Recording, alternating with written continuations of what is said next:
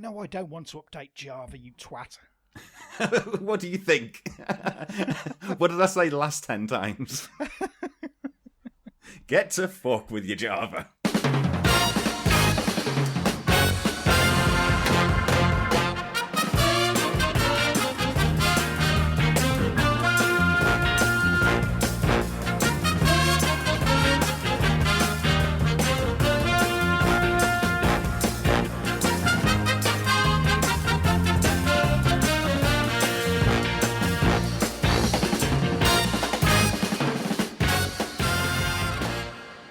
Hey! Hello, and welcome to the Midlife Gamer Podcast. Today is... What day is it, Matthew? It's Wednesday, the 21st of August 2019, and my name is Darren Baldock. Joining me at the other end of the interweb, we have the dashing debonair Mr. Matthew Moore, looking awesomely sexual as usual, and we are here to give you all the usual gubbins that we spout about, which, you know, is a bit of this, a bit of that, a little bit of the other if we're lucky, and we might even squeeze some video and board game chat in. So without further ado, ladies and gentlemen, kick back, relax, and enjoy episode 290 of the Midlife Gamer Podcast. It's been too long, Matthew. Do you agree? I concur. I also know it's a Wednesday because it's bin night in the Moore household. And I forgot it a fortnight ago, and it's the bins of shame. Do you know what I mean? It's the recycling, it's the cans, it's the glass. Yeah, it's my bin night as well. Are you a week on, week off of standard rubbish and then recyclable / clippings? Yeah. So on 1 week it will be non-recycling and the food caddy. On t'other week, it is also food caddy. We have a big bin for your cans and your papers and shit, and one for all the glass and one for the grass. Because I've hit that upper echelon of recycling where I pay the council an extra X amount a year, and I've got a special green bin.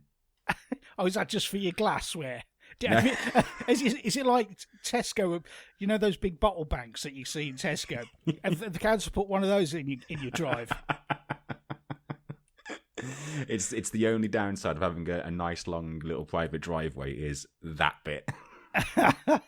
So it's not just the bin of shame; it's the lugging of the shame. Yeah, beautiful. How long is your drive then? I've got no idea. Is it a good walk?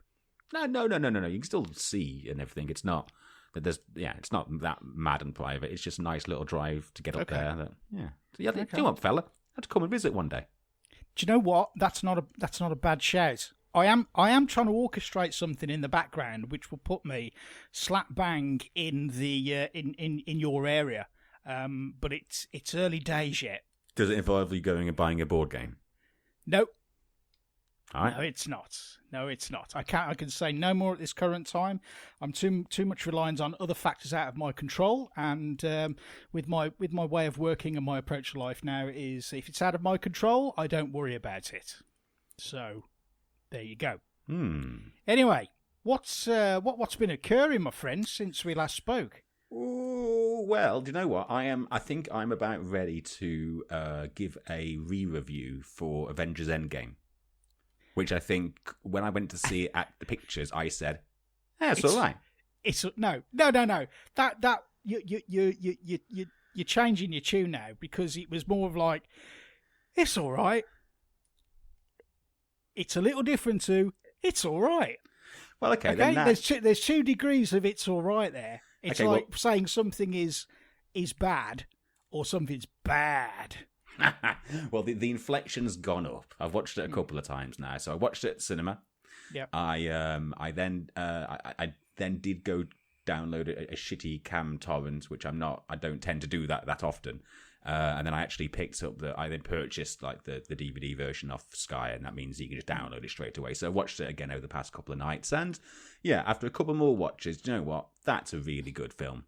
Yeah. It's really good. It's so well crafted. There's a lot of don't overthink it. Don't try and work out the logistics of how this and how that. Do you know what I mean? It's a fucking movie, man. Enjoy yourself. Oh, you know, I think your time of having Mark Commode giving you a deep insight into the into the pathos arc of each of the characters, you don't need it for that film. You're absolutely right. It's pure popcorn. Turn off your brain. Just open your eyes and your mouth and your ears and let it all flow. Yeah. Have you made much more progress on your catching up of all things Marvel? No, I haven't. I've been adulting quite a lot of late. A lot of grown up stuff, which is boring. Shouldn't really, nothing that's going to make for good entertainment on a podcast. However, there are a couple of bits, and one of them is the one thing I forgot to mention last time. So way back in June, we all have bucket lists. Now I had one on my list. It wasn't a filthy, mucky Lesbo three-way or anything like that. That's still on there. Oh yeah. That's still on there. No, I've always wanted to go to the Houses of Parliament, and I did. And the good lady, and this is how you do it. Okay, so if you contact your local MP, they get an allocation of a couple of tickets a month to get, I guess, priority queue jumps. I don't know. I'm trying to put it into different terms that people understand. So anybody can rock up when House of Parliament or House of Commons is in session, okay? But you have to queue, and there's no guarantee you're going to get in. But if you get one of these special tickets or passes from your MP, that gets you in the in the fast track queue. All right. Yeah. So anyway, departed to London. Got there nice and early, cup of tea, whatever. When we're there, had a little mooch about. Got to Houses of Parliament. Did the queuing, all the security. Went through all that. They're obviously very, very rigorous with the security. But you know what? They're all really nice people. Dead courteous. There's none of this sort of stony-faced airport Hitler bastards. Just genuinely nice people, just doing a job. So we got in there, and I don't know if you're aware of how it's laid out. So you kind of go through the houses, and then you went up a bunch of stairs and stuff. But the public actually view from a public gallery, where if you imagine where the Speaker of the House is that John fella? John Burko, yeah. John Burko. Sounds like a darts player. My man crush, yeah. That's all. That's one of the reasons why I wanted to do it, because there was rumour that Burko was going to quit. He was going to quit, or he's going to stop doing it at the end of July. So we've got to get in before Burko finishes up. And so anyway, if you imagine Burko, directly opposite Burko, upper height, is where the public gallery is. And you might remember it from a few months ago when you had you had people there super gluing their arses to the glass. I don't know if you remember that, but yeah. So it's all glassed off. You can't hear anything. So all the sounds plumbed in through speakers. It's like watching it live, but the audio's coming out of a telly. It's a really, really strange experience. And it was on. I'll tell you exactly when it was. I think it was June the 5th. And everybody was going to D-Day landings related public events. So there was no major players there. So I basically watched the reserve team. So there was no May, there was no Corbyn, there was no front benches, back benches. Couldn't even see Heidi Allen. She's she's mucky, she is. Oh, she's mucky. She's lovely and mucky. Oh. Do you want to be one of her constituents? Oh, I do. I'm moving to Cambridge. Oh, is that her gig? Yeah. And I want to go and have a stiff word with her. So was the Burks in session at least? Yeah. Burko was in session. But because nobody was really kicking off, he didn't really have to say that much. Not even a cheeky order. Oh yeah, there's the odd bit of that. But I've been down many a good rabbit hole where Burko's concerned, and there's some really entertaining stuff out there, and his articulation and his command of the English language is second to none, and he articulates himself so well, and he can talk anybody into or out of doing anything. And he sounds right in what he's saying. Yeah. I love it. He's, the right honourable gentleman, a.k.a. you're a massive bellend and I have to talk to you. Right honourable bulldog over there. Yes. Come on, you're better than this. I know you are. Oh, man, I've never taken that tour. The whole thing. I mean, I love watching it as well. I go down some rabbit holes of some of his best bits. But you've got to look upon that, and this great country of ours is very much on the main stage and has been for the past couple of years with our Indeed. Unpredictable future at the moment. Yep. And I've got to wonder what some other countries think. And I mean, I have to look at it and think, well, it's just the tradition, and it's just how it's always been. And they just get away with it, but it just you see these people every now and again.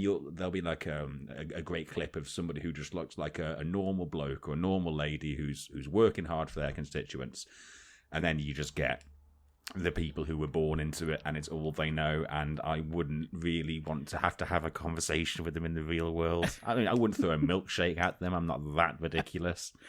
No, they're not cheap, those milkshakes, and they taste nice. It's a waste of good beverage, that is, my friend. It certainly is. Well, I'm just glad Trump exists, because however crazy things are in our country at the moment, we just need to look across the pond and we can have a little giggle. Did I read today that he's not going on a visit because they won't sell him an island?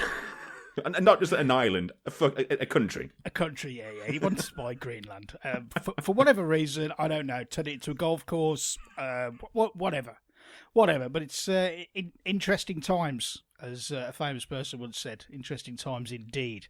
What else have I been doing aside from adulting? Oh, yes. So, about when was it? End of July? Yeah, a few weeks ago. I went back down to London. I said been going down all the time at the moment. I know what you're going to say. I'm looking forward to hearing this. Yes.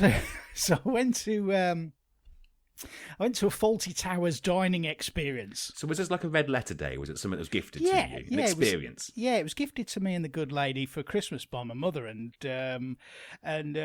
we both thought, this is cool. This is something different. Did you warm up for it by watching a couple of specials on the way? It beats socks and perfume, anyway. No, I didn't. I've not seen an episode of Faulty Towers for quite some time, I must say, but. Anybody worth their salt will know and understand, the main dynamics, the characters. So you've got, Basil, you've got Sybil, and you've got Manuel, and you rock up at this hotel in the centre of London, and the way they pitch it is around 30% of the meal. Because you actually get served a meal during this thing.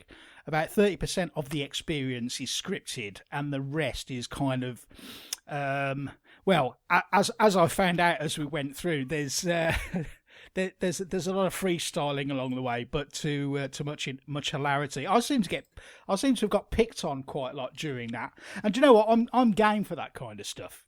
So I didn't shy away where the missus says, if they come anywhere near me, I'd have just shrunk into the floor. No, it's fine. just get involved. You got Basil taking the piss out of the way I was dressed. So it suggested that I'd. He says, "What have you dressed for? McDonald's." But it was all very, very good. They obviously had some classic Faulty Tower stuff in there. There was mentions of the Germans. Don't mention the war. It was, so they dug out some real classics, and it was, and the meal was decent as well. Yeah, nice 3-course meal, and they sit us all on these kind of cabaret style tables where it's like 8 or 10 people around one big circular thing, and you've got the water in the middle and the butter and what have you. So I had a little bit of nosh while I was down there as well, while I was being entertained. But I went on for about 2.5-3 hours. Yeah, they all look the part, sound the part, good accents. Yeah, absolutely brilliant. There are there are some photos in existence on Facebook because they've got a Facebook group. So what they do is they say specifically, please don't have your phone out. Don't take any photos. Don't take any video, which is fine, and I understand and respect that. But they said we do take photos during the whole thing, and we post them to our Facebook group. So ours went live a couple of days ago, and I'm in a couple of them. I always look fatter behind it on a camera. I always look fatter when I'm eating. When I'm sat in front of a big table full of food. Go figure. But no, this is an interesting thing because the good lady and I were chatting about this the other day. She says, "Why do women? They have this self sense of they're fatter than they actually are, whereas with men, it's almost like the opposite." So I was thinking, oh yeah, I'm all right. I'm quite slim. I'm quite buff. And then somebody shows me a photo of me. I'll go, Jesus Christ, look at that fat fucker. Oh, I had to tell the wife to take one down. Yeah. Within the past couple of months, I was like, oh, lovely bunch of pictures. That one, take it down. Not happy with that one. Yeah.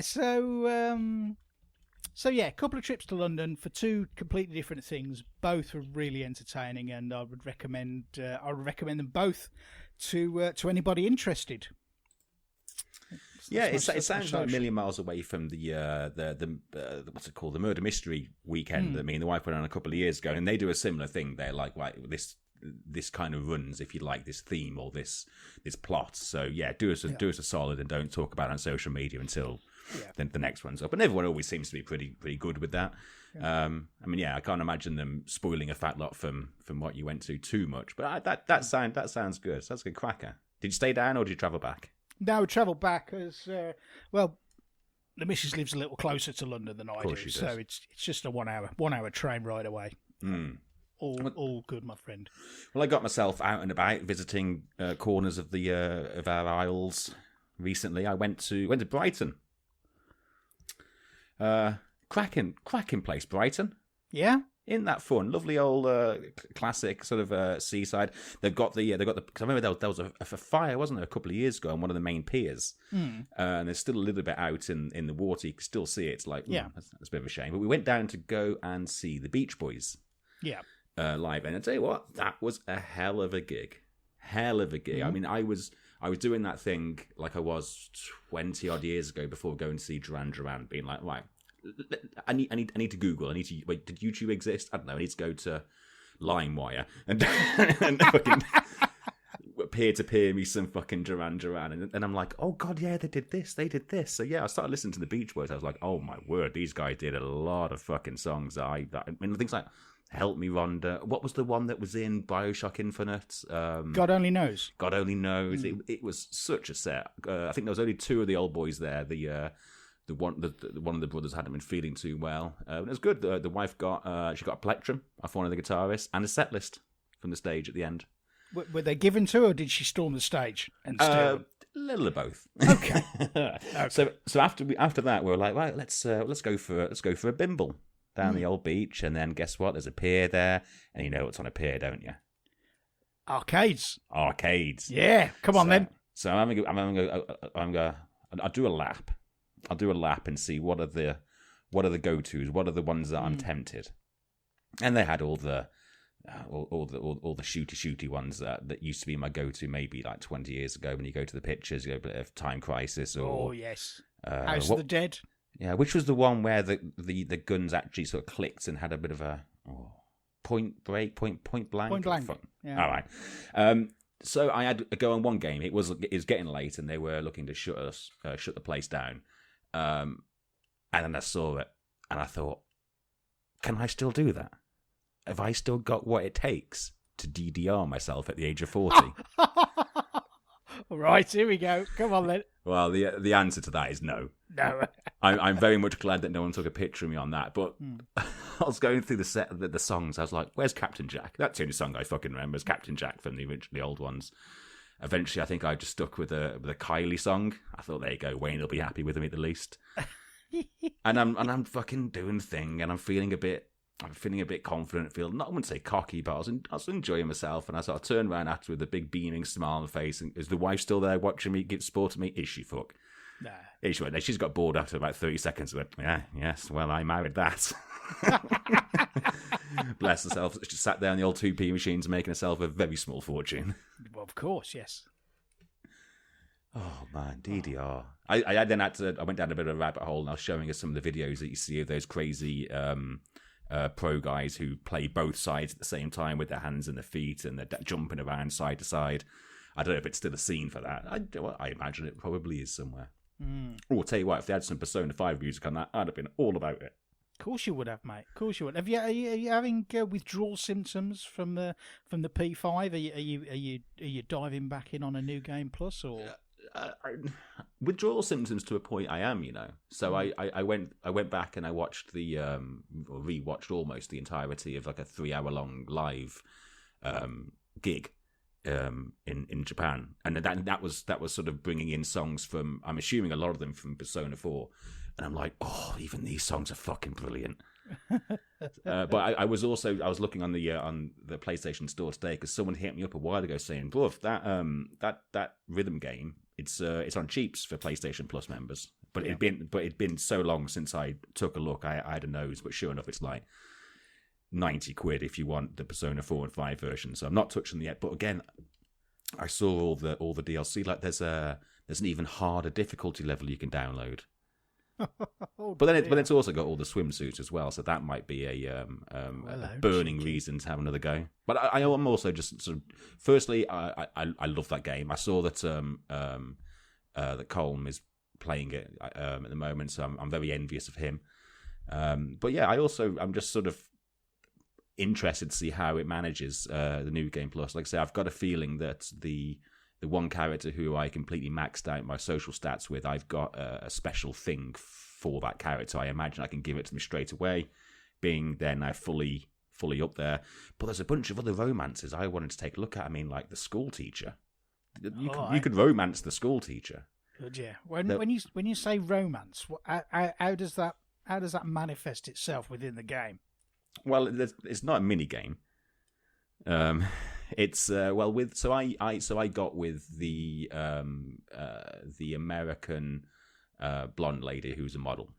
She's obviously your go-to first person you have an opportunity to get with. And it was all very tastefully done. I gave her a couple of presents that I hoped that she liked, and she did. I gave her compliments. I helped her with her issues of what she thinks she looks like, and I think all that really was seen was a couple of smooches on a big wheel, and then some illusion of, I don't know, 4 hours later, and they're all sweaty and a mess. Covered in your own jazz. Beautiful stuff, man. And in this world of inclusivity, are you allowed to have same sex hookups? Yes, there is one of the characters in there. I forget his name now. Actually, he's the artist, but I understand that you could romance him. In fact, there was, and there were. So you when you say, at the start of each day, some of your buddies will text and say, "Do you want to hang out?" And I think that's sort of like trying to push you down a side road. So and it was him. I was like, yeah, come on there, fella, let's go do some painting. So we were on a boat together. Painting? He's an artist, isn't he? So he's painting couples, and other couples are watching us, assuming that we're couples, and he finds it hilarious. And my silent protagonist, you can tell, feels a little bit awkward about the whole thing. But I thought, brilliant. They've obviously they know that. It's a 2019, for God's sake. Do you know what I mean? Yeah. Do what you want with who you want as often as you want. Exactly. And they'd handle it tastefully, of course, wouldn't they? Be, just it fade to black. There'd be some tender music, and there'd just be a gentle sound of his ball slapping off your chin. I would imagine. Man. Yeah, subtle, elegant, stylish. I like that. Yeah. You go, oh, you like that, don't you, bitch? Any road. Anyway, we've segued nicely into the video game space, which is always nice. So what's your hot jam right now, Matthew? Well, there's a potential hot jam with the latest update to No Man's Sky. So I think this is the third major update since its somewhat disappointing and confusing release. It's the first time I've delved into it since, and I've started a whole new game, it's very much a whole new game. It's a whole new experience, even from the start, even the tutorial elements to it. I can tell straight away that they've done some good work in streamlining how you use your resources to repower your engines or your blasters or your mining tools.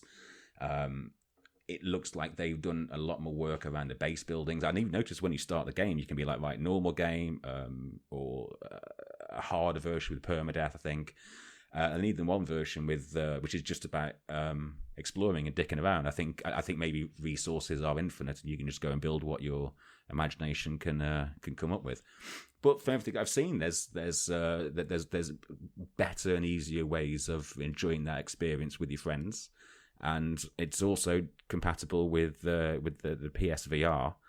And I think that would be an outstanding game for PSVR. If it wasn't for the fact that I don't think my PlayStation 4 is going to last much longer. I mean, I won't replace it if it was to die tomorrow, or if I would, it would be with another launch model. I wouldn't sort of worry about getting a Pro and all that sort of stuff.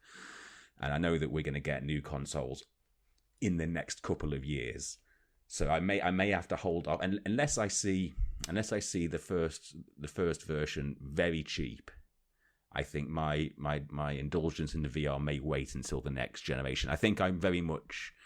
I realise that I know that you and I have been different when it comes to how we consume media. I don't know. It's interesting to see how things have changed in the past 10 years with you, but I was always. I'd happily take that tax on a lazy and download a game, whereas you'd be more inclined to go and buy it yourself or go and wait for it to be delivered. You'd generally get a better price point, and you'd have physical media, and you can resell it, etc., etc. The world I'm in now is I can't be fucking doing with cables anymore. So I've got my telly mounted on the wall, and I've got a little skybox sort of like balancing behind it. Yeah. And some of the cables aren't great. If I do want to use the PlayStation in there, then it sits on the floor and there's more HDMI cables just all over the place. I know that with something like PlayStation VR, that's another breakout box. It's another bunch of cables to worry about. I'm so in the world where something like Stadia, Google Stadia, their potential solution for streaming really appeals to me.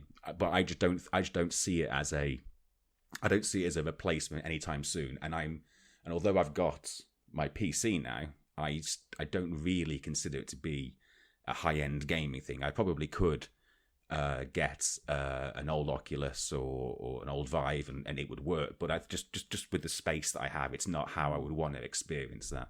So what about you? Are you still physical, man? Yeah, it's a strange one, because I would say the majority of my gaming, and we'll touch on this when I start talking about my stuff, is if you look back a lot across maybe the last sort of 10 years. Well, no, not 10 years. That's how long we've been doing this. Probably, let's say the last. It all start. I'll tell you when it started. It all started with Train Simulator. Okay, and I've got into a routine of sort of lasering in on a certain title and kind of just focusing on it and dedicating all my time and my energy to it. So you'll have seen that with Train Simulator. You saw it for a number of years with World of Tanks, and I kind of moved on to other things now. So my desire to kind of surround myself with all the brand new latest and greatest titles, that's waned very much. If a brand new game comes out, the first I'll hear of it is if I go to the forum, the Facebook group, or look at people's reactions on Twitter. And I still have that passion. I'm still genuinely interested in how video games media is adopted by society and by my friends and my peers and all the other people. But for me, I don't need to have the latest and the greatest.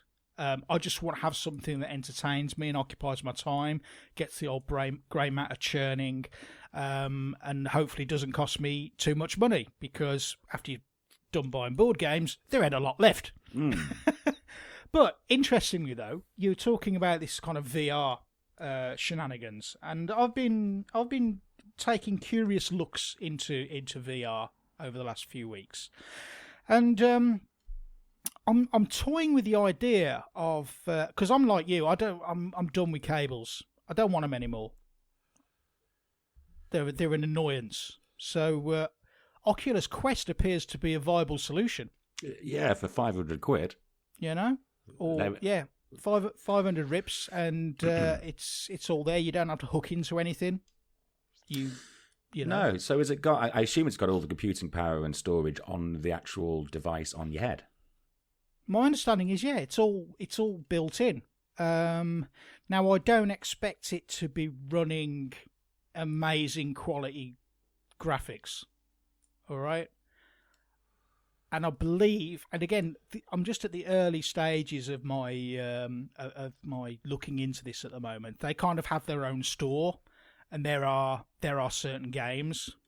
There's a lot of games that just serve as sort of tech demos. Like with anything that's kind of like an emerging technology. Even game room for the PlayStation when the camera came out. Oh, that was a hoot. I was a hoot. That was. So when you mentioned graphics, but like, is it not an uncommon opinion that the experience of VR in its base form is almost graphic agnostic? It doesn't need to look picture perfect. That's not what you're going there for. So maybe that's not having all the bells and the whistles with the visual effects might not be the end of the world. I'm colour me interested though. Colour me very interested. Have you ever had any desire to buy those cardboard things you see in petrol stations and stick your phone in and gamma your eyes? Yeah, I've got one. Yeah, I bought one ages ago. They were 99 pence in home bargains. Oh yeah. So I'll have a go with that. Yeah, it's all right. It's all right. Can you do? Just me and you. Yes, the wife. Can you? Okay. Can you do the naughty stuff on that? All the mucky business. All the mucky business. Mucky, yeah. Get all mucky. I would have to try mucky on a VR. Of course you would. Yeah. Of course you would. Yeah. Right. Anyway, back in the room. Back in the room. Yes, we are. We don't tend to use the explicit tag on our podcast that often. We may have to put it on this one. Oh yeah. Just all this mucky chat. Yeah. Anyway, what else have I been up to? So check this out. Yeah, don't ask me why. I tell you why. I was bored. I was like, hang on a minute. Didn't I spend money a bit ago on a bunch of plastic that's now sat in my shed and they all look like instruments? It's like, yeah, I totally did, didn't I? So, and hopefully one day you'll see, but where my living room is and the telly, right next to there is a set of doors that look out to the garden. And it was a really nice early afternoon. It must have been a Saturday. And the wife's outside. I thought, you know what? I'm going to play some drums. I'm going to get the drums out, because that's why you buy the kit. That's the big bit. That's the experience that it's so almost makes you feel like a bit of a rock star. So I got it out, and then I realised that, guess what? It was second hand when I bought it. The build quality is a bit shit. It doesn't stay at the right level, so I've had to fill the holes with like marker pens so it's kind of at the right. I'm sat on the sofa doing it. I haven't got a stool or a nice chair. I'm just toying with it. And I was getting into it, and then it's like, there's actually a little mini drum career on this as well. So I played the little drum career, and then I was like, well, I better get onto the store as well and buy a couple more songs, just the good ones, obviously. So I spent a bit of money on there. I tell you what, I struggled with how on a PlayStation you almost force a title to do a fresh look at what licenses you own for DLC. Yeah, and I had to reach out to our Facebook group and that worked. Okay. So yeah, on the drums, and then what I did was I was like, there's fucking online on this, isn't there? Mm-hmm. All right, let's check this multiplayer out. Oh, your PlayStation subscription's ended. Oh well, I better press that another month then, because another month. Oh, you're the worst. You're the worst, Matthew.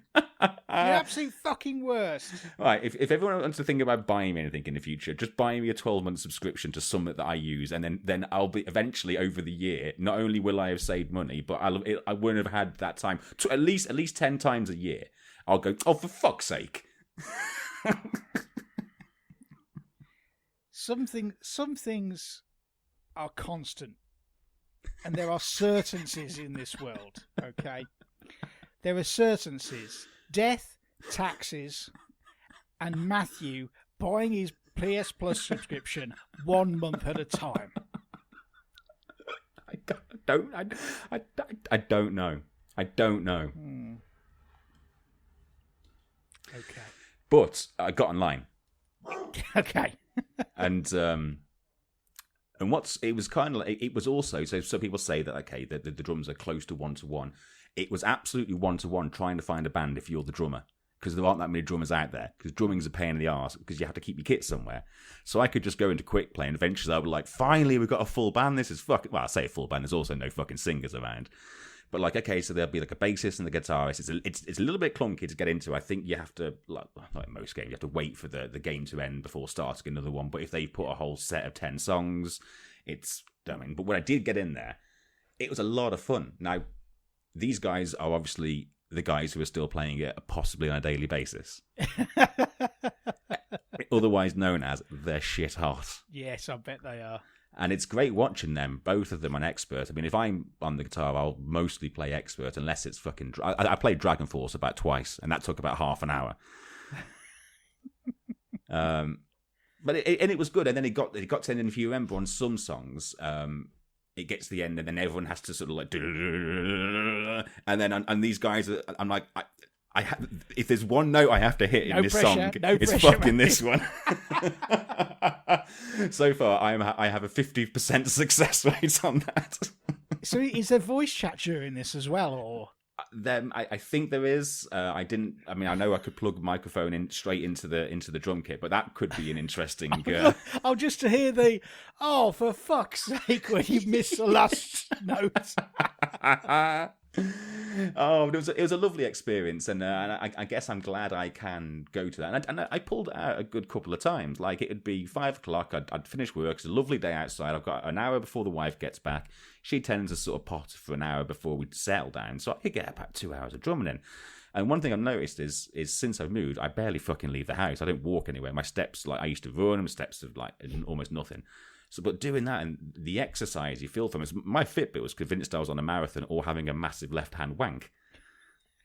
Either way, as a little tool to keep you fit and just to keep the blood pumping, that was a nice little experience to go back to. I mean, maybe one day I will play with somebody else. I mean, the wife jumped in for a little bit as well, so she'd have a go and sing, and at that point I'd get the guitar because it's a bit more personable, I can see the Rock Band guitar in the background behind you. Yeah, man. We're on a call with all the community managers a couple of weeks back, and I was very conscious that at least one of them had a real guitar behind them. May have been two, knowing them lot. I thought, here's me with the plastic imitation. Still got it, man. You've still got it. Still got it. I'm still playing a shitload of Peggle Deluxe. That's fine. Obviously, I blitzed through the campaign. Now I'm going through those. Those challenges, yeah, and I'll put half hour into it now and again. It's on the PC. It obviously is better on the PC because you have finer one-to-one control of the aim. And yeah, I keep scrolling through the challenges, thinking, oh, I'll come back to these ones. These are all about a certain theme, and I'll look at that last page and I'll look at that last one that I was stuck on. And I thought, fucking hell, what I should do is just keep playing that last one. Because as soon as I get that, then everything else I could then just go. But as long as I've got it. So let me get this right in my head. So you're playing the same Peggle that you were playing all those years ago. You've just installed it on your PC and you're revisiting an old friend. Absolutely. Brilliant. No, that's great. Yeah, I'd focus on that last challenge, mate. Just pick up where you left off with the pain and the suffering. Hey, I'll tell you what. Without knowing it, you just done two incredible segues right there. You're talking about revisiting old games and you're talking about Payne. I revisited an old friend called Max Payne. Oh, beautiful. Totally unscripted that was, ladies and gentlemen. like all our shows. fucking people were talking about in our Facebook group. They were like, man, Max Payne 3 is a 5 on Steam. I thought, 5 on Steam? I didn't play Max Payne 3. I remember starting it and I just couldn't.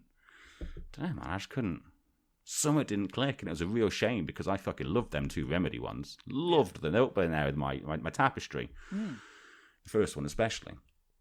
And I picked it up because it was cheap, and everyone was like, "That's a bargain. That's a bargain." But they were sort of joking because this game's like, I dread to think now, 5 years old, 6 years old, something like that. They were like, "Man, get ready for some cutscenes." And oh man, there's a lot of cutscenes in that game. But it was Max Payne 3, and I was like, okay, so I'm aware that I didn't like it when I first tried playing it, and I've got a feeling I might know why that is. And I need to go back and check the tape and check my years, but I know at least with Portal 2, and I think maybe the first or second Infamous, and maybe with this, they were the games that I was playing when I guess I'd recently become single and rebooted my life, and my head just wasn't quite. It may have been impacted by that. So the opportunity to go back for a $5. I'm also testing playing a proper game on the computer. Yeah. I'm really stressing this bad boy out in Max Payne 3. Yeah, that's my benchmark. it's that, and then I'll go and complete solitaire. Yeah. Are you WASDing, or you got a controller plugged in? Oh, I started with WASD, and I thought, what are you doing? What are you doing? Idiot. And yeah, played on the controller, and so it was a different developer, wasn't it? So it was Rockstar, and going back to now, you can absolutely tell where they were with their third person cover based shooter tech, which they've obviously carried on doing great work with the Grand Theft Auto series. And you could tell that it was a little bit older than it was. It certainly wasn't as snappy as I wanted. But what took me the longest to get used to, and this must have been a deliberate choice, I guess, is that this is set like 10 years after Max Payne 2, and he's old. And to be fair, he's a massive down and out. He's been working private security for 10 years. He still hasn't got over the death of his wife and kids. He never will. I think he's indulging in everything other than women. So he's drinking, he's taking his painkillers, violence around his life, and he's with an old buddy of his from another cop from New York, and you're running private security for like a rich family, and they're one of them rich families who they still exist, and you'd fucking hate them. You'd hate to be around them. You'd love to be at their parties, but you'd hate to actually talk to them. And you just know that Max is hating every single fucking second. But they also love him. They're like, hey Max, they're at a party and there's cocaine and there's hookers, and he's there just fucking drinking at the bar, being like.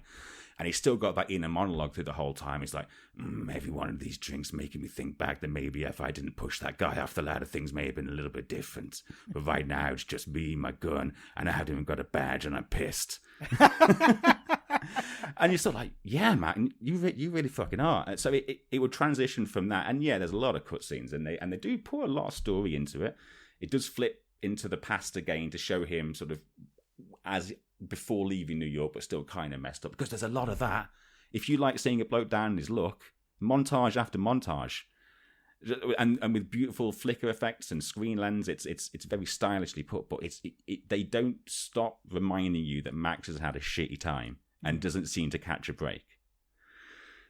So that's where he's at the start. And I also think one of the reasons that I struggled to get into it originally was that it felt very different from how Remedy believed Max Payne walked and jumped and moved. This is, and again, maybe this is a deliberate thing because he is 10 years older. Everything's a little bit harder. Everything's just a little bit fucking, and there's lots of animations to them, and they look great when they work. And one thing that they do is they can make these great set pieces. It's like they'll put you in a place, you'll be sliding down something, you'll have a gun, and it just looks great. And you can just do all those headshots and there's explosions and there's car chases. But yeah, it took me I'd think to myself, like, back in the day, I could just jump over this counter with like vases and plates and cutlery shooting two-handed. This guy can't. I kept accidentally jumping into a fucking wall. And his animation, he'd be on his floors going, welcome to your 40s, motherfucker. Oh God, it was. I remember getting to a point thinking that this was probably about as far as I got. Like the start of Act 2, halfway through Act 2. But I pushed through those bits and then started to realise that what they built as a combat system was actually, not only was it it was a lot of fun, but there was lots of different things that you can do.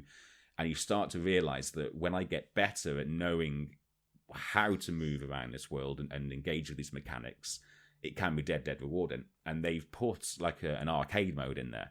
And I think they may have done this with the second one, but it didn't have online leaderboards. So it's like, but they give you like the option you can choose to do any level, but it still loads the cutscenes in. But when they're loaded, you can cancel them, and it stops the timer at that point. Yeah. And they like could have made that a bit more elegant, but hey, 6 years ago.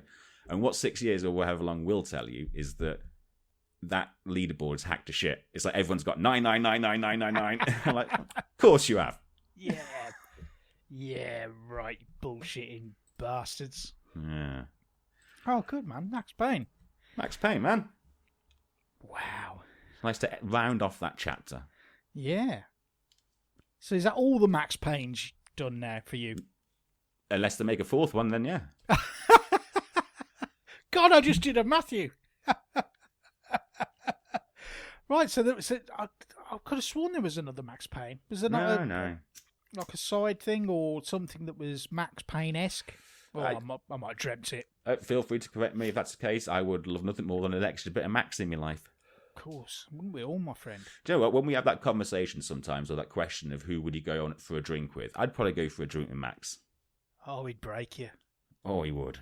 He would. We'd have a go anyway.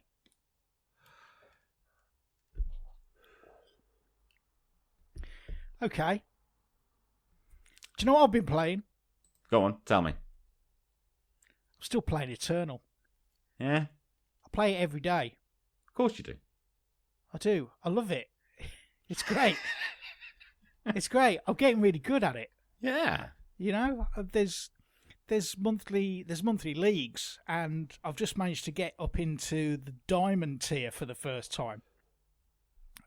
So it basically goes bronze, silver, gold, diamond, and then master.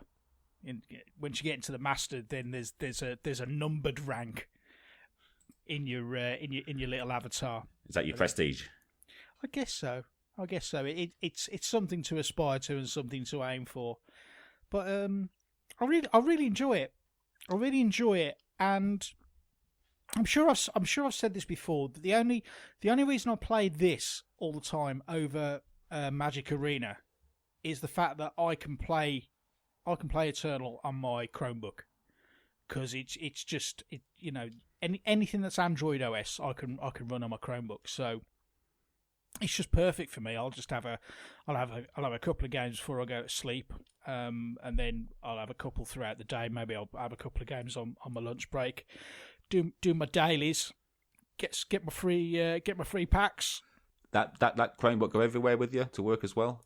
It doesn't get to work with me, but it's certainly become it's put my iPad. My iPad's gathering dust now. Mm-hmm. And I never ever thought that would be the case. It's got to be that keyboard, hasn't it? It's still a laptop, isn't it? Yeah, it's such a versatile bit of kit, and I use it for I use it for a whole load of things. And and if you've got a Chromecast, you can just cast directly to a big screen. So you've got tons and tons of flexibility there. I can. If I'm on Netflix, I did this actually when I went away earlier in the year. I downloaded a load of content and just saved it on my Chromebook. So it was a solution that I wasn't necessarily looking for when I bought it. It was a solution that I discovered just through the process of using it. And I don't miss any. There's nothing that a PC does that I don't miss. I certainly wouldn't. Well, I wouldn't want to try and record a podcast on it. No. Can you that much is certain. Do they have versions of Word, Excel, Office? Yeah, so you got sort of like Google Sheets, Google whatever. But it's interesting. So I've got a spreadsheet that tracks my Magic Arena cube. Sorry, my Magic cube. Nerd. And I've got that saved as a Dropbox file. Right.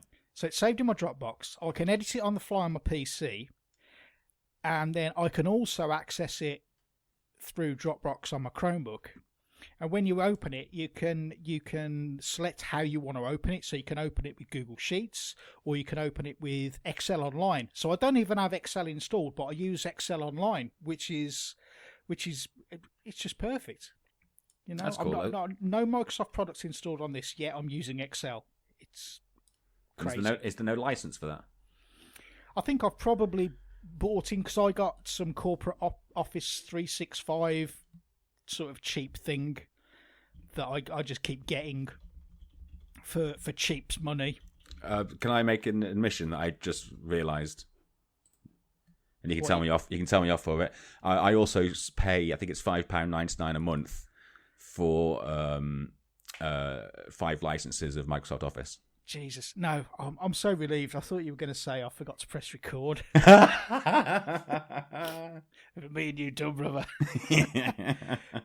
But it's so yeah. I think just because of the accessibility I have, and I can boot it up on my phones if I'm sat waiting to get my hair cut and my beard trimmed, and there's a queue at the barbers. I'll just fire up, have a couple of games of Eternal. But it really is it's a. So the one thing I'm very aware of with Magic Arena is there's probably about half a dozen different decks that you'll always end up going up against. Now that's just the way things are at the moment. That's the way Standard has evolved, and it will change because we're due a rotation at the end of September. However, the meta's wide open with Eternal. There's so many different builds that can stand up against other players, and it's fun. It's fun. It's really good fun, and I can't I can't speak enough to how impressed I am with their entire model. The way they give you throw free stuff at you all the time. There's options for you to buy into additional things. Most of the time you can pay with gold, which you earn in game. Others you can spend gems on. They just released an expansion a few weeks ago, which I picked up with in-game gold, so it didn't cost me anything. If I wanted to upgrade and get sort of like the premium shiny versions of all the cards and maybe get a few avatars, etc., I could pay with gems. So there's options there for both your free-to-play gamers and your whales. I've probably, across the span of that game, I've probably dropped about 50 quid on it. So I've certainly got my money's worth. Yeah. Given the fact that I'm probably spending at least an hour a day playing it. Did that was that 50 quid as a one, or was that over time of like, a five if there's a deal on, so there's a tenner for that? No, I bought into a founders pack, which gave me shitloads of everything. It was a really good deal. You got like tons of packs to open. You got loads of premium avatars, etc. And what I would say is, if you're ever going to go and spend money, go and do it at the Direwolf Digital store. Direwolf Digital, they're the guys behind the game, because if you go through Steam or if you go through the in-game client, obviously someone's taking a cut somewhere along the line. So if you go direct to the Direwolf Digital store, they'll sell you the thing for the same price, but they'll say, well, we're going to give you this extra stuff because you're coming direct through us,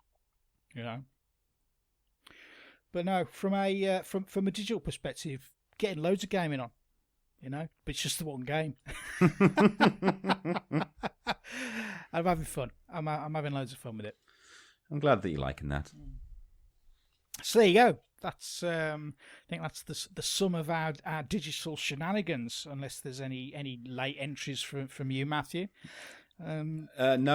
I am very tempted to look at WoW Classic that launches next week. Okay, talk to me about WoW Classic, because I guess for me it will just be, I'm going to go back to WoW, because all I remember, I guess, is WoW Classic. So what are they doing, and why are they doing it? All right, so they've done that, and I think they've done that. Now I don't know what release it is from a technical point of view, but it is it is accurate enough that they are essentially reintroducing bugs, things that they had fixed previously or have just completely changed, is now back to how it was, and probably including any what's the word now? Glitches people may have found. I mean, maybe they'd have gone and cleaned up glitches if there was like game breaking shit in there. But that's the deal. So it's what it should be. What I remember, which I think is level 60. You get your first mount at level 20, but it costs like 30 gold maybe, and that was loads of money. So you just keep doing the fucking dead mines or something like that and hang around those little places. I thought I could do that, and I was thinking, well, what would I play? And I thought, Joe, what? I think the most fun I had with that, I think, was a healing cleric. Was it a cleric? Yeah. It was the one that didn't change forms. Priest. There you go. Yeah. So yeah, I'll look into that. I think you just have to pay a subscription, and I have a feeling I don't know if it's a single subscription to just that, or if it forces you into the full subscription of the full game. But if you wanted to, you'd have to buy into the latest expansion of the full game. It's certainly. I think it's completely separate, at least technically as well. So there's no. I was asking our buddy Gaz about it. I was like, if they've still got matchmaking in there, I was like, no, it's fucking. So I'm like, well, would I miss out on that convenience? Would I be like, do you know what? I'm not going to write down someone's fucking ICQ number to keep in touch with them, am I? I wonder if it does it force you to use old IM clients to keep in touch with your guild. So WoW in its current state, sort of here in 2019, has it changed that much that it's an unrecognisable product to you and I? Yeah. I mean, do yourself a favour, if that's an interesting thing, just look at the trailer or something for the latest one, or gameplay of it. I mean, I look at it, and I saw people who got into it heavier than me, and they would have all the not the macros at least, sorry, but the overlays, if you like, where you'd have more things and control shifting and clicking. I'd imagine that's in there, but I never got to that level, and I think I could get enjoyment from, even on my own or bumping into randoms, it maybe pay for a month and enjoy, I don't know, a whole weekend's worth of nostalgia. So have they done any? Have they recreated the original graphics, or are they presenting it in a new style? Are the graphics better? No, it's the old game. It's the old game. It's the old game, and I suspect that if you're a WoW player like Gaz, who also you talk about good practices when it comes to value for money. What WoW have been doing for a long time is some of the currency you earn in game, you turn into your subscription. So essentially, it's free for people who play it constantly. I think it's for them. They just get this separate experience if they want to go back to it. So a lot of them old school players will go back for a laugh to go through it all. And then you've potentially got people like me, or potentially people like you, who could just, for the sake of like £6 for a month, could just like, I wonder what happens. I wonder if that still plays. I'll just live in the fucking auction house. It's the feeling's coming back. Shit, man! I used to set my alarm for 5 a.m, and I'd get up and I'll be there just making money. I know, and you've got your Chromebook now, so you could be like, have your Excel document on the go. Never miss a sale. No, I can't do that, mate. I can't do that. I value my life and my relationship far too much. Oh, fun times though. Fun times ahead, potentially. I'd come home, I'd get up in the morning, sit in my pants, turn on my PC, I'd do everything, I'd rush out to work, then I'd come home, I'd turn on my computer, go and whack something in the microwave, sit back down in front of my PC, I'll be there for 4 hours. That's World of Warcraft in a nutshell, as I remember it, all right? And don't tell me that I'm the only one. We all did it. We all sat in our pants grinding those mobs. Yeah. No. I'm past that. I'm just getting too old for this shit. Anyway, let's take a pause, empty our colostomy bags, and pour ourselves another glass of Sanatogen, and we'll be right back after this little bit of chip tunage.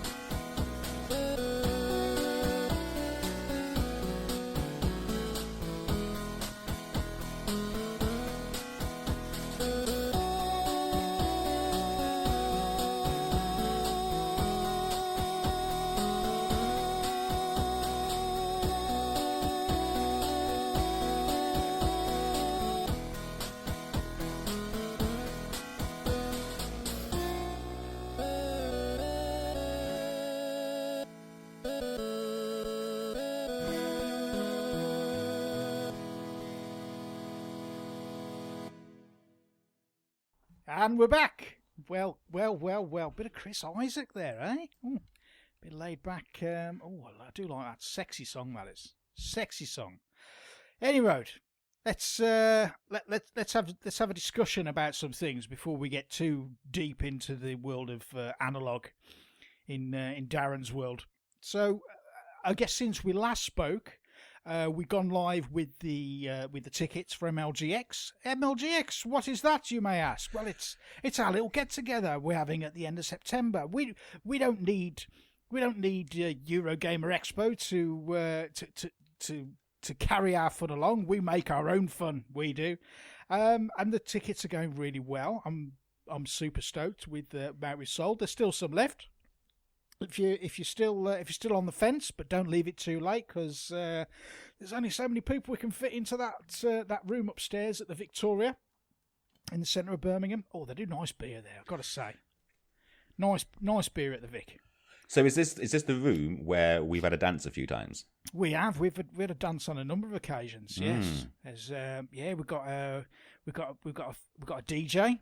Got a DJ. There's going to be music. There's going to be dancing. There's going to be. I understand there might be some quiz activity. I don't want to Peter Molyneux here and lock the CMs into stuff that they haven't committed to. But I understand that there's going to be plenty to entertain us on the evening. Okay, if I had my way, there'd be a lot more, but boys, if you're listening, you've got 5 weeks. You've got 5 weeks to sort out what I've always wanted. All right. Love you guys. No pressure. But hey, I've got some really good news. So if you've looked at the announcements, etc., we talked about other activities because obviously the party's just the Saturday night. So what else is there for people to do? And there's been great conversations going on around rock climbing, escape room stuff. There's arcade pubs, whatever. There's board game cafes and all kinds of lovely stuff. But I always thought, board game cafes are all right. I've always wanted to have something just for us, just for the midlife gamer community. So I'm very pleased to announce that we have a room at the Copthorne Hotel for Saturday during the day from 11 till 5, and I've already spoken to some of the lads, and they're all dead. My nerd lads, my board game buddies. There's plenty of us out there, and they're all dead pumped for it. Like, oh, brilliant! I'm going to bring this, going to bring that. And I think this is going to be a great way for people who not only enjoy playing board games, but people who maybe have had a passing interest and thought, oh, I want to see what all this is about. Come along. We've got our own room. There'll be loads of games. I'm going to bring some games. All the games that I'm going to be playing with people are going to be dead easy to learn. All right, and they're going to be a hell of a lot of fun. I had a Kickstarter turn up last weekend called Run, Fight or Die Reloaded, which is a very, very fun, push your luck sort of zombie fight 'em off game. Ridiculous fun. Managed to get to the table last weekend, and Big Darren and I played it, and we enjoyed it. And I thought to myself, because he says, why have you got a 5 to 6 player expansion? I said, I don't know. I might have been drunk when I pledged. I've never bought a 5 to 6 player expansion for any game, but then it occurred to me as I was playing it, I will have seen the review and saw how it played, and I must have thought to myself, do you know what? If I can get this with a group of people, we'll have a great time. So I know I'm still thinking I may bring one or two other things as well, but definitely I'm going to bring Run, Fight or Die Reloaded, because it doesn't take very long to play. It takes about 15 to 20 minutes, and there's a bit of take that to it. Not Robbie and the boys, but take that, fuck you. But good fun, good fun. What's your suggestion for people who think about bringing board games? Maybe talk about it in a group somewhere, so they're not bringing duplicates, and maybe, especially if you're staying at the hotel, then knock yourself out. But be aware that, I don't know, you do have to take it back with you. Yeah, and I think for the most part, people are bringing games that are easy to transport. Not everybody has the luxury of being able to drive to Birmingham. But what I would say is that for people that are bringing games, try and make it games that are accessible. Okay, you don't want to have some game that will scare people off, or the rules are really, really difficult. I mean, you can bring them along, but it might be just the hardcore people that end up playing it. But if you want to introduce this wonderful hobby to new people and get them involved, keep it simple, keep it fun. That's my rule, and that segues nicely onto another game I want to talk about. So, we all know Monopoly. Okay, it's a dirty word in certain corners of the board game community. Right, don't mention Monopoly, because they go, oh, fuck that game, it's fucking balls. All right, but I've actually found a version of Monopoly that is very, very quick to play and very fun, which is kind of the opposite of the board game. Yeah, because the board game some people take days to play that fucking thing, because you get to this point where it's just a war of attrition, and it all just comes down to a dice roll and what have you. But I have a game called, I've got it right here. You can hear it in the box. This is Monopoly Deal. Okay? It's a card game. And it works straight out of the box for 2 to 5 players. Game takes about 15 to 20 minutes. Mm-hmm. And you're just you start with a hand of 5 cards. At the start of every round, you'll draw 2 cards from a pile at the center of the table. And then you can play you can play 3 cards, okay, and you can play them in different ways. You can play them into a money pile. I love cards that have multiple meanings depending on how you play them. So some of these cards, they can just be played as money, so you're building your bank up. Mm-hmm. Others are just properties which you put down in front of you. And if you remember, we've all played Monopoly, and you know your poor area was kind of like your brown Old Kent Road and what have you, and all the way around to Park Lane and Mayfair. The object of the game is to set down 3 complete sets of properties, and that spans the stations and the utilities as well. But you've got these action cards as well, which you can play, and you play them into the centre, and it might be it's your birthday, collect 10 million from every player. Now, the smart player will have built up some money into their bank, and they'll be able to just say, here, I've got plenty of spare change, you have 10 million off me. Oh, but what about that person that's only got 5 million in the bank? How are they going to pay for the other 5? Oh, I'll just have to have some of your properties. Yeah? Oh, it's great. It's great. Now, do you play the rule, or is it the rule that each property, its resale value is dictated? Or do you let people just bid for what you can get away with? No, there's no bidding. There's none of that shit. Okay, the value of the property is printed on the card, and it's the same as if you were to charge rent for it. Okay, because there's rent cards, so you can play that in the middle and say, right, everybody's got to pay rent for my properties. You can get houses and hotels and place them on the completed sets to increase the value of the rent. There's this one card which lets you steal an entire set of properties from another player. Potentially game breaking, but there's some nope cards in there as well. So somebody comes down and plays this card, says, right, I'm having your Park Lane and Mayfair off you to complete my 3 sets of things to win the game, and I just play nope. No, you don't. So are there maybe times where you could play a nope, but you're thinking, I'm going to keep that nope just in case? Yeah, absolutely. But you know what the worst thing is? There's more than one nope card. Good. Yeah, so you play the fuck you, I'm taking your properties. I'll play your nope card, say no, and then you go, nope. And you nope the nope. He noped the fucking nope. What a motherfucker.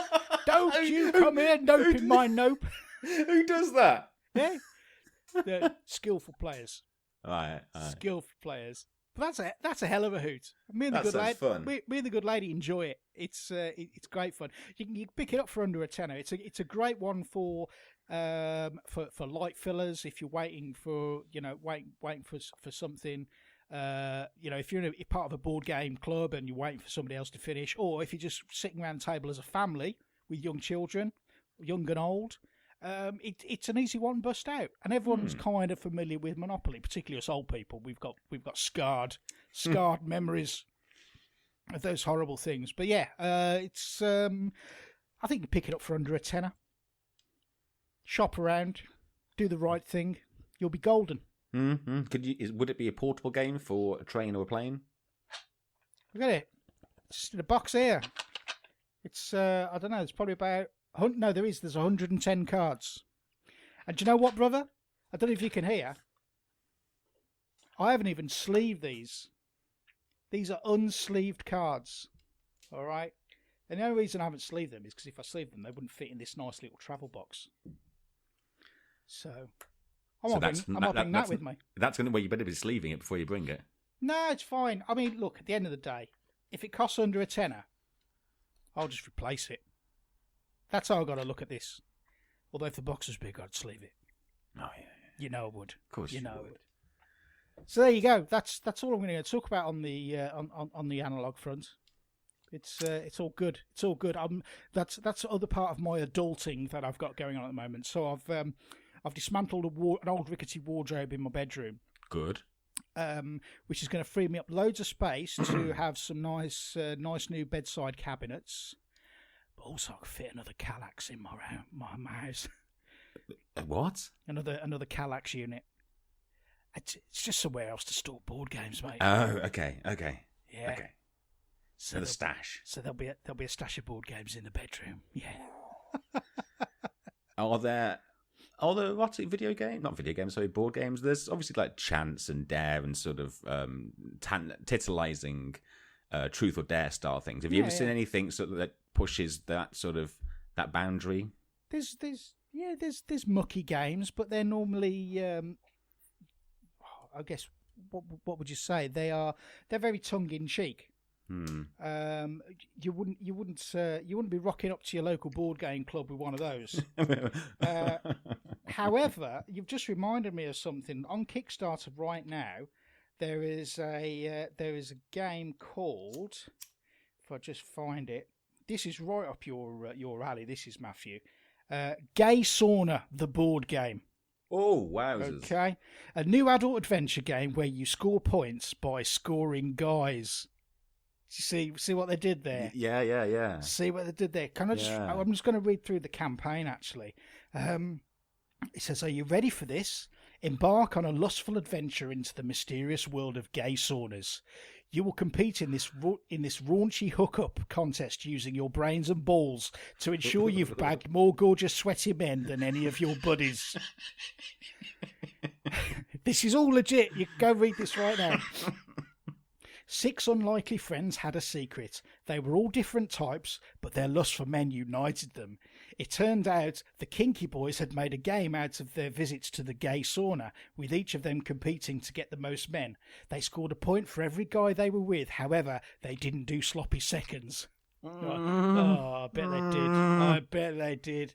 Oh, the craziness didn't stop there, playing tricks on each other in an attempt to ensure one would emerge the winner. One night, Pedro stepped in front of Sean just as he was about to get with a hot, hairy bear. It wasn't normally his thing, but he was happy to sacrifice his own taste to stop Sean from scoring a point that night. We never found out what the winner received, but they certainly had a lot of fun for years. When their secret contest became known, all hell broke loose. It was the birth of Gay Sauna, the board game. Now literally anyone can experience sex for competition. Oh, so actually the tale of that is that actually happened and they turned it into a board game. Apparently so. So Wowzers. what's the game about? You find yourself in a realistic depiction. Down. I think I get it. Yeah. No. This is good. You find yourself in a realistic depiction of modern gay cruising and hookups, all taking place in the sexually charged and exciting setting of a gay sauna. For those not well versed in the gay scene, be prepared to learn about tribes, roles, and kinks as the story unfolds. The focal point of the game is a deck of 120 horny visitor cards. Each has their own set of preferences and desires. Players are super horny characters. You navigate the 6 different cruising areas, including the mysterious dark room. Oh, yes. God. I learned the other week what goes on in a dark room. Oh, it's mucky. Bloody mucky. Yeah. I'm not going to go on. I think I've said enough, but that's so right up your alley. Yeah. Yes. Have you ever seen a rosebud, Matthew? Oh, I think so. I think so. Yeah. It's like a garlic clove. Not a clove, but like a group of them. What are they called? It's more what? A bulb. A Garlic bulb. bulb. Yeah. Like a red. Yeah, it's like somebody's cut a blood orange in half and then squeezed it from the edge. Yeah. Remember that explicit tag I was talking about earlier? I think I'll put it on this one. What? Because of a rosebud? Oh, but they're just so pretty little red flowers. No, it's a fucking prolapse. That's what it is. It's a fucking prolapse. It ain't healthy for you, and it certainly ain't sexy. Well, I've seen videos of docking prolapses, docking rosebuds. Why? Why? You see, I don't. How do you? And I'm the one with the reputation. I'm gonna send it to you. I'm gonna send it to you at some point. I might send it before the end of the show. Okay. In fact, that's a good time for you to start doing the domestics because I can't multitask. Oh, okay. Well, domestics time. You head over to the website midlifegamer.net. I'm also paying for like hosting shit monthly as opposed to saving money, fella. We should probably visit that one day. Yeah, absolutely. We should simplify my life, I think. Yeah. I need an adult. I need someone to adult for me. Okay. Get over to the website. Over there, you'll have all the information you need. It'll be up to date of what's happening at MLGX next month in September. It will also be plenty of links in there to buy yourself some tickets. As Darren mentioned, there's only a finite number. We want to have everyone there, and fingers crossed we'll all make it. But go and secure them now. Get yourself over to Facebook. The Facebook group will also have all the links you need for the party. It's also a great place to hang out and get some information, have a laugh, and it's inclusive. It's not too trolly, and everyone gets it. Everyone gets it. I like it there. I can tolerate that easier than most. On Twitter, you can follow the main feed, which is at midlifegamer.net. You can follow Darren. He's at uncle_Fister, and I'm at Mantis Matt with 1T. And that's your most. I know there's a YouTube channel, and we this podcast goes up to YouTube as a video with a picture. Oh, it does, doesn't it? I was just checking that you knew that. I know that, mate. Yeah, don't you worry. I'm down Right. I'm down with the kids. I know how this stuff works. And that's your lot, I guess. If you want to get in touch, I mean, how do people? If people get in touch, Darren, how do they do it these days? Because I don't know if I can get into my email anymore. Well, I can, but not my. I wouldn't bother with email. I wouldn't bother if I appear on Steam. Don't contact me via Steam. Don't contact me via PSN. Don't contact me via Xbox. Probably Twitter. Twitter is probably the de facto best way of getting hold of me. There you go. Yeah. Good shout. That be your domestics for this episode of 290. Only That's 10. cool. 10 more before we hit a big number. Oh, yeah. Can't wait. We'll get there. At some point. All right. Well, boys and girls, it's been wonderful having you listening in on our conversation. Matthew, don't you press any button. Don't you dare. Not yet. And check. Where was I? Oh, yes. Thank you very much for listening in on our conversation. It's always nice to have you along, you lovely boys and girls. If it's your first time, well, sorry, it doesn't get any better than this. But if you're a long-time listener, we do appreciate it. And I know we don't get content out as much as Matthew would like to. And, you know, we try and address that on the fly. Matthew's a very patient man in that regard. As you are as listeners, you're very patient and we do appreciate it. But go away, have yourselves a fantastic couple of gaming weeks. Be wonderful to each other. And join us next time when we'll bring you another exciting episode of the Midlife Gamer Podcast. Say goodbye, Matthew. Goodbye.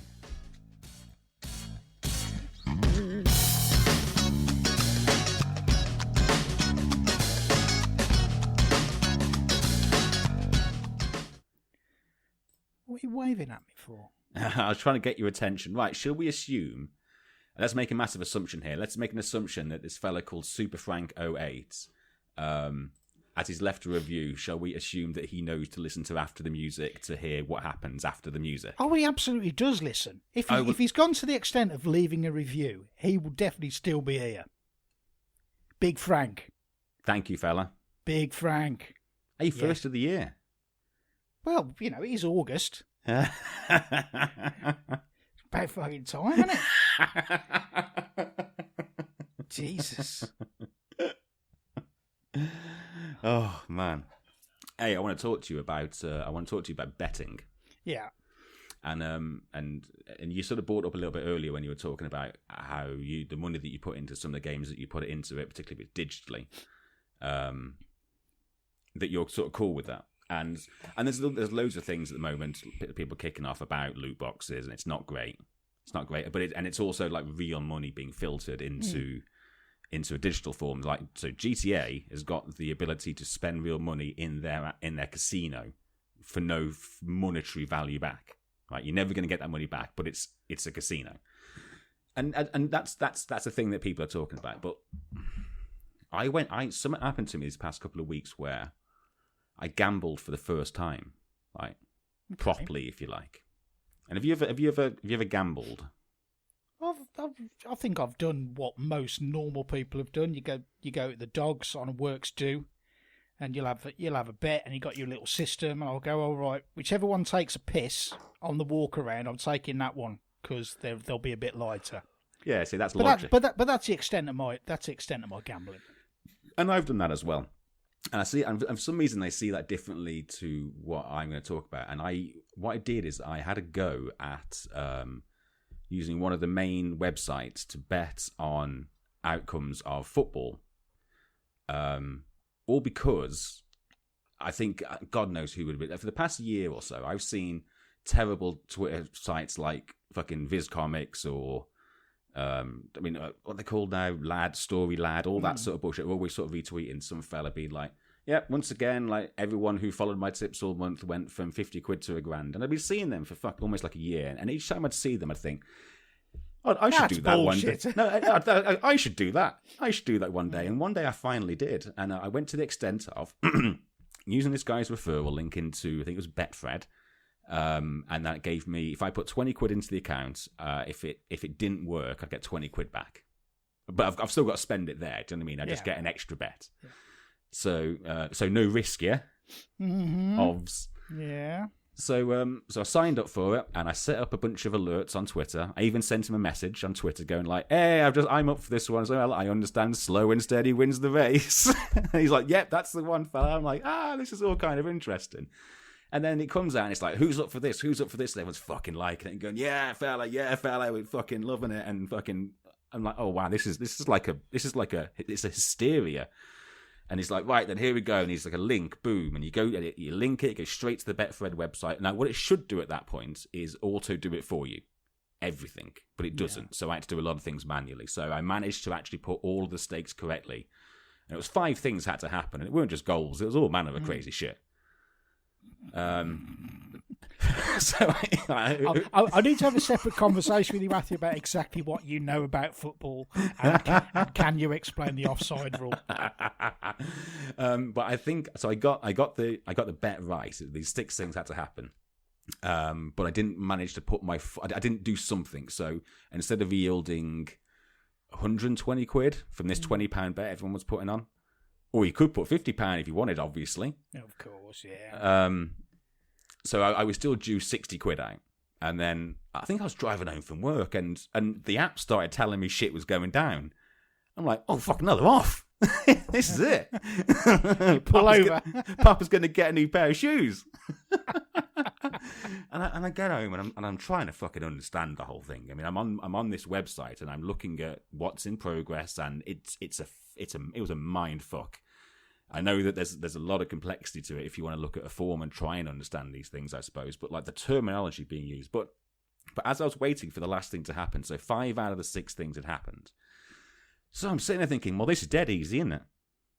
This is how you do it. So what'll happen is, so I'll get my 60 quid out of this. It should have been 120, but it'll be 60. And I was like, okay, so what do I do then? Do I take 40 out? So I've always got that £20 to bet with, and every day or every week I'll make like £300, or do I leave £300 in there and play with that? Because it was only 20 quid to start with, wasn't it? So I'm not losing anything.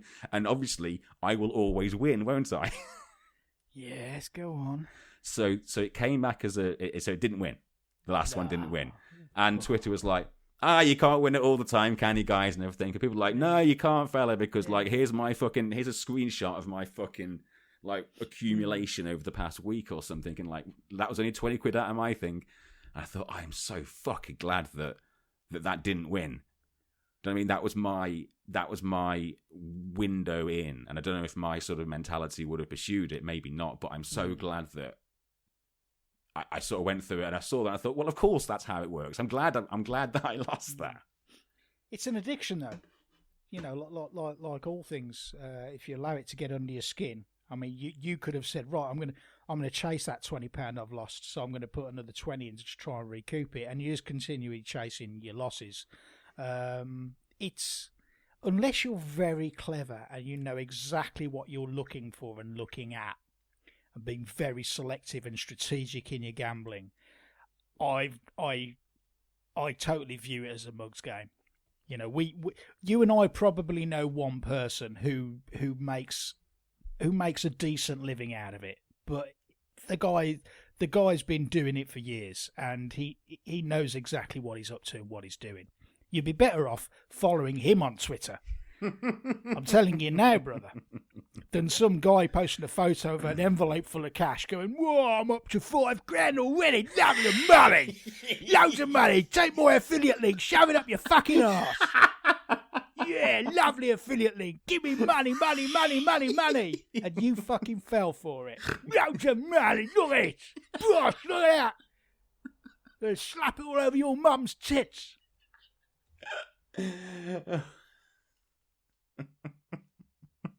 Although annoyingly, I had another 20 quid to spend. Yeah.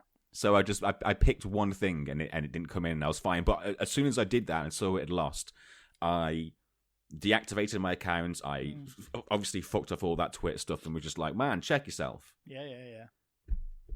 But that's a thing, man. That and go and get checked out by the doctors. I'm 40. I should. Well, the wife has told me. You're due a full checkup, aren't you? I am. Finger up the arse and everything. I don't know. Well, one can only hope. If you ask him nicely, he'll use 2 fingers and he'll go in dry.